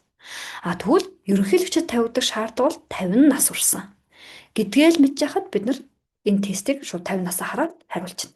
Заавал бид нар ерөнхийлөгч нэр дэвшигч нь 50 нас хүрсэн, сүүлийн 5-аас доошгүй жил гэдгийг унших шаардлага энэ тест нэр бол алга байна. За авилгын сар хуулийн дээр ч гэсэн энэ асуултууд гардаг. Авилгатай тэмцэх газрын даргад нэр дэвшигч нь гэл тэр дундаас нөгөө насаа хараад бид нар хариулчих боломжтой гэсэн үг. За тэгэхээр үндсэн хуулиар та магадгүй 45 нас хүрч байгаа бол улсын хурлаас томилогддог байгууллагын дарга нар болох боломжтой байна шүү, нэг анзаараарай. За 26 дээр Монгол улсын иргэний харьяалал хийгээд харьяат болох, харьяатаас гарах үндслэл журмыг гэж. За яг энэ тестийг бид нар зөвхөн тестийн хүрээнд хараа явчих. Бид нар үндсөөлөн 3 дугаар бүлэг дээр төр эрх мэдэл хуваарлаад шийдвэрийн тэ 1 2 3 дугаар алхам гэдэг ингээд ярих юм. За тэгэхээр энэ тестийг дэлгэрүүлж задлж ингээд ярилцах нь 3 дугаар бүлэг дээр гэсэн үг. За үндслэл журмыг гагцхүү хуулиар. За энэ тесттэй адилхан нэг тест байгаа юм. Тэгэхээр 26-тай адилхан нь хэн шийдвэрлэдэг гэж асууна. За хойно хэн шийдвэрлэдэг вэ гэхээр бид нар ерөнхийлөгч шийдвэрлэдэг гэдэг нэг юм хариулт өгөх юм. За хараадах юм. За 134 дээр дэлгэцэн 134 дээр харагдж байна. Тус улсын харьяат болох, харьяатаас гарах асуудлыг аль нь шийдвэрлэх вэ? Хариулт нэр тийм ээ ерөнхийлөгч, ерөнхий сайд засгийн газар улсын хурлагч. Ерөнхийлөгч шийдвэрлэнэ. Харьяат бол харьяатаас гарахыг хэн шийдвэрлэдэг те? Субъектийн тухай буюу хэн шийдвэрлэдэг гэдэг хүний тухай асуух юм бол ерөнхийлөгч шийдвэрлэдэг гэж хэлэх нь байна. За харин энэ асуултан дээр харьяат болох харьяатаас гарах үндслэл журмыг хуулиар тогтооно. Хуулиар. Тэгэхээр үндслэл журмыг хуулиар. За энэ дээр яг хэдүүлээ ер нь ярьчээ дөө. За нэг бид нар үндсэлийн 3 дугаар бүлэгдэр төрийн байгуул яриад бид нар төр эрх мэдлийг өгчихсөн гэдэг ингэ хэлж байгаа тийм. Бид нар бол төр эрх мэдлийг өгдөгөө. Уг нь энэ эрх мэдэл уг нь бол ард түмний гэхдээ төрд өгдөг гэдэг ингэ хэлчихэж байгаа тийм. Тэгэхээр эрх мэдэл нэг хүний гарт орох юм бол дарангуул үүснэ гэдэг ойлголт өгдөг. Тэр утгаараа эрх мэдлийг хуваарладаг. Тэгэхээр харьяат болно гэдэг ойлголтыг тухайлбал нэгхэн субъект шийддэг гэсэн үг.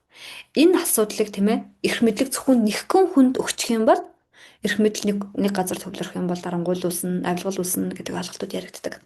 Тэгэхээр энэ одоо юу гэдэг энэ харьяатын асуудлыг шийдээ гэдэг ганцхан хүнд энэ эрх мэдлийг өгдөггүй байна. Энэ эрх мэдлийг бид нар маш олон хуваарладаг. За тэгээ эрх мэдэл хуваарлах буюу хуваарлах зарчмын тухай яриад эрх мэдэл хуваарлаж байгаа алхмуудыг бид нар ярьдаг. За тэрний нэг жишээ нь орж ирж байна. За тухайлбал ингэж хэлдэг. Аливаа зүйлийн үндслэл журмыг хууль буюу ер нь бол төрийн удирдлагын тогтолцоон дээр аливаа зүйлийн эрх зүйн үндэс буюу одоо нэгдүгээр алхмыг улсын хурл хийдэг. Улсын хурл хууль гаргаж шийдвэрлэдэг. Тэгэхээр энэ хараа үндслэл журмыг хуулиар улсын хурл ер нь бол нэгдүгээр алхам буюу хуулиар шийдвэрлэнэ. Улсын хурл юу гэдэг харьяат болох журмыг нь шийдвэрлээл, харьяат болох асуудлыг нь шийдвэрлээл, харьяатаас хасаал тий харьяат дээр хяналт тавиад ах мөгөл үгүй. Хоёрдугаар алхмыг одоо хэн шийдвэрлэдэг те? Чамааг одоо харьяат болголоо. Чамаас харьяатаас гаргалаа гэдгийг ерөнхийлөгч шийдвэрлэдэг байна. За 3 дугаар алхмыг магадгүй одоо юу гэдэг засгийн газрын аппарат дотоос тэр харьяатын асуудал шийдвэрлсэн. Харьяатын за ямар төрлийн захиргааны байгууллага гэж нэршлэр явж байгаа л дээ. Гадаад иргэн харьяатын газар гэдэг нэршлэр те гадаад иргэн асуудал хариуцсан төрлийн захиргааны байгууллага гэдэг нэршлэр явж байгаа. Тэгэхээр эрх мэдлийг хизээч нэг хүний гарт байдаггүй. Эрх мэдлийг хуваарладаг. За ингээд энэ ойлголтуудыг хэдүүлээ. Одоо үндсэлийн 3 дугаар бүлэг дээр бид нэр ярихдаа ахаад хэд хэдэн жишээгээр авъя. Ер нь тестүүд байгаа гэсэн. Тэгэхээр тэн дээр илүү ойлгомжтой болно. Алдаатай бодомжийг ол гэж. Алдаатай зүйлийг. 3 нь бол зөв бодомж юм байна. 3 нь хориглох тухай асуудал. Иргэнээ шилжүүлж өгөхийг хориглоно. Иргэнээ хасахыг хориглоно. Иргэнээ хөөхийг хориглоно. За, гурван хориглон тийм ээ. Гурлаа зөв. Иргэнийг шилжүүлж болдгүй юм байна. Иргэнийг хасчих болдгүй юм байна. Иргэнийг эх орноосоо хөөчих болдгүй юм байна. Үндсэн хууль дээр Монгол улсын иргэнийг эх орноосоо шилжүүлэх, эх орноосоо хөөх, эх орноосоо хасахыг хориглоно. Тэгэхээр энэ бол яг нөгөө одоо юу гэдэг энэ хуулийн заалтар тийм ээ. Бид нар ер нь бол ингэж хэлээд байгаа юм. Энэ үндсэн хуулиар төрийн тухай бас яриад байгаа шүү гэж хэлж байгаа тийм. Тэгэхээр үндсэн хуулиар үзэл санаа. Тэгэхээр энэ дээр ямар үзэл санаа байна гэхээр зэрэг төрөө одоо юу гэдэг магадгүй төрлөө хандаад хэлчихсэн юм шиг тийм. Төрөө иргэнээ хөөчих болохгүй шүү. Иргэнээ хасчих болохгүй шүү тийм. Нэг хүн бичсэн чинь таныг хасаа хийсэн байл яах вэ? Болохгүй шүү тийм. Аливаа төрийн үндсэн шинж. Иргэнгүү бол энэ төрч оршин тогтнохгүй шүү дээ. Бид нар үндсүүлийн 1 2 дугаар бүлгийн агуулга ярьсаар л байна. Тэгэхээр алдаатай. За 3 нь бол зөв бодомж юм байна. 3 1 гэдэг зарчмаар ажилладаг тест. 3 зөв бодомж. Иргэнээ шилжүүлэхийг хориглоно, иргэнээ хасахыг хориглоно, иргэнээ хөөхийг хориглоно. Энэ 3 бол зөв юм байна. Алдаатай нь хариатаас гарахыг хориглоно бол алдаатай бодомж. 27-гийн С хэлбэр. Иргэд бол хариатаас гардаг. Би одоо өөр улсын иргэн болёо гэж хэлж болно шүү дээ. За 28-ыг харъя. За үерийн улмаас усан тавцан айлуудыг нүүлгэн шилжүүлэх ажилд онцгой байдлын байгууллагын шийдвэрээр иргэнжээгийн автомашиныг дайчлан ажиллажээ. Энэ тохиолдолд ямар үр дагавар үүсэх вэ гэж.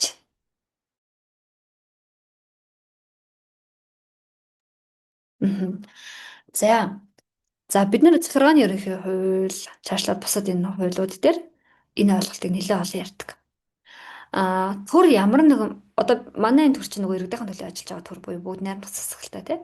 Тэгэхээр үндсэлийн 1-р бүлэг дээр төр өөр иргэдийн төлөө ажиллана шүү. Ингэжээж энэ улс орон чинь бүрэн бүтэн одоо бүр эрхт байдал буюу бүрэн эрхт байдлаа хадгалж үлдэх шүү гэдэг энэ засаглалын тухай ойлголтыг үндсэлийн 1-р бүлэг дээр оруулж өгч байгаа юм. Тэгэхээр яг энэ зүгээр маш энгийнээр хэлэх юм бол манай төр иргэдийн төлөө ажилладаг ийм төр. Одоо маш энгийн үгээр хэлбэл иргэдийн төлөө ажилладаг ийм төр. За иргэддээ ямар нэгэн байдлаар хохирол учруулах, иргэнийхээ эд хөрөнгөд ямар нэгэн байдлаар халдах ч юм уу те энэ тохиолдолд төр нөхөн олгор олгоно гэж хэлдэг. Тэгэхээр энэ тестүүд нэлээ олон гарна л да. Төрийн албанаас үнэлэлгүйгээр халагдсан. Төр нэгсэндээ иргэнийг хохироцсон ба шүү дээ. Би зүгээр ажиллая гэж байж намайг халчих юм бол нөхөн олгор болгоно. Одоо ажилгүй байсан хугацааны цалиусыг олгоно гэдэг ч юм уу. За эдгээр ойлголтууд яригддаг байна. 29-ыг тухайлбал бид нар таньж байна. Сонгох эрх. Хэдэн нас хүрээд бид нар сонгодог вүлээ? 18 нас хүрээд сонгож эхэлдэг. За дараагийн асуултыг харъя. 30-ыг харъя.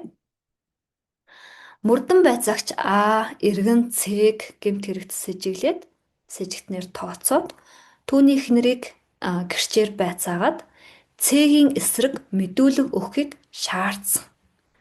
Дээрх нөхцөлд хууль зүйн одоо дүн шинжилгээ хийнэ үү гэж. За яасан гэнэ? Мөрдөн байцаагч нь иргэн Цэг гэмт хэрэгт сэжиглсэн юм байна. Эхнэрийг нь гэрчээр дуудаад Цэгийн эсрэг мэдүүлэг өгөхийг шаардсан. Асуултан дээр түлхүүр өгөө шүү. Эхнэрийг нь эсрэг мэдүүлэг өг гэж хэлсэн ба шүү дээ. Болох юм уу? Болохгүй шүү дээ, тийм. Одоо юу гэдэг нөхрийнхөө эсрэг мэдүүлэг өгөө гэдээ бүр шаардсан гэж шүү дээ. Болохгүй шүү дээ, болохгүй. За хэдүүлээ хариултуудаа харъя. Энэ бол 4 хариултыг харьцуулдаг төрлийн тест байна. Бид нар 30-ын хувилбар буюу Цэгийн эхнэрийн эрхийн асуудал шүү гэдэг байр сууриас хариулдаг. Эхнэрийнх нь эрх шүү гэдэг. Хэрвээ Б-г авал, С-г авал, Д-г авал юу гэж хэлж байгаа юм шиг харагдаж байна. Хэрвээ бид нар Б-г авал тийм ээ ямар ч тохиолдолд эсрэг мэдүүлэг өгч болохгүй. Хэрвээ хуулийн дээр ийм ойлголт байвал яах вэ? С-г авал тийм Цэгийн эхнэр нөхрийнхөө эсрэг мэдүүлэх үүрэгтэй гэд. Хуулийн дээр хэрвээ үүрэгтэй шүүгээ заачвал яах вэ? Одоо юу гэдэг эсрэг мэдүүлэг өгөөрэй гэсэн хөөхөн нөхөр нөгөө нэг юу атсан? Хэлмэгдсэн. Одоо нөхрийг нь хулгайч гэж хэлчихсэн тий. Хэрвээ хуулийн дээр мэдүүлэг өгөх үүрэгтэй гэдэг ингээ заачих юм бол би мэдсээр ээж тий манай нөхрийг хулгайлаагүй гэж хэлж чадахгүй байх нь шүү дээ. Одоо үүрэгтэй гэд хэрвээ заачих юм бол. За тэгвэл ямар ч тохиолдолд мэдүүлэг өгч болохгүй гэд хуулийн дээр заачвал яах вэ? Одоо нөхрөнтэй эхнэрээ ингээ зодоод ивэл яах вэ? Хэрвээ хуулийн дээр ингээ заачих юм бол тий би хэлж чадахгүй шүү дээ тийм ээ. Тэгвэл энэ бол эхнэрийнх нь эрхийн асуудал шүү гэдэг байр сууриас бид нар хариулж байна. За ингээд эхний бид нар 30 хүртлийн хичээлийг ярилцъя. За та бүхэн. За тэгэхээр бидний энэ одоо Энэ хичээлүүд маань хэрвээ та бүхэнд цаг заваа гаргаад хувцас суугаад сонсоод номоо бариад тестэд аваад ажиллаарай. За ингэж ажиллаж дууссныхаа дараа бид нар яах вэ гэхээр зэрэг та хэр одоо сонссон зүйлээ тогтоож вэ гэдгийг бид нар шалгах боломжтой. Ийм урт тестүүдийг бид нар одоо юу гэдэг И-ТАЗ, Т-тест дээр шалгах гэхээр зэрэг 193 тестээ ярьж дууссаны дараа шалгах гэдэг. Гэтэл бид нар нөгөө нэг эхнээсээ бүлэг тус бүрээрээ агуулга тус бүрээрээ ингээд би хэр тогтоож вэ гэдгээ шалгаа авчвал илүү хялбар байдаг. За тэгэхээр та бүхэн манай энэ группийн нээлттэй бүлгэн дээр буюу одоо энэ зар тавьдаг тийм ээ. Энэ групп дээр ороод энэ группийн хөтөц сэснээс яг сонссон агуулга та а, ажиллаж гинүү гэдгээ шалгаарай. За өгтөж буй энэ гайдсан дээр тийм ээ. Тестүүд, ажиллах тестүүд бол байгаа шүү. За ингээд дараагийн хичээлийг сонс дааж ажиллаарай.